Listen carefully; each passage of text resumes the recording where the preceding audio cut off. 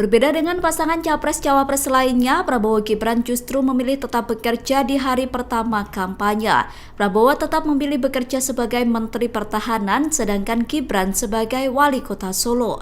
Capres-Cawapres nomor urut 2 itu belum melakukan cuti untuk melakukan kampanye. Gibran mengatakan masih ada sejumlah proyek di Solo yang harus dipantau dan diselesaikan. Pernyataan itu disampaikan Gibran saat ditemui di kantornya pada Selasa 28 November. Pekerjaan yang disampaikan Gibran diantaranya pengembangan Solo Safari, pembukaan Taman Balai Kambang, dan gelaran Piala Dunia U17. Adapun dalam melaksanakan kampanye, Prabowo Gibran akan saling berbagi tugas. Sementara itu, di hari pertama kampanye, tim kampanye nasional Prabowo Gibran membagikan makan siang dan susu gratis. Hal itu disampaikan oleh Ketua TKN Prabowo Gibran, Rosan Roslani. Rosan mengatakan semua tim kampanye daerah atau TKD bergerak membagikan susu dan makan siang gratis. Mereka mensosialisasikan program makan siang gratis untuk sekolah dan pesantren. Selain itu juga mensosialisasikan bantuan gizi untuk anak dan ibu hamil di seluruh Indonesia. Rosan menegaskan program itu pasti dijalankan jika Prabowo Gibran menang di Pilpres 2024.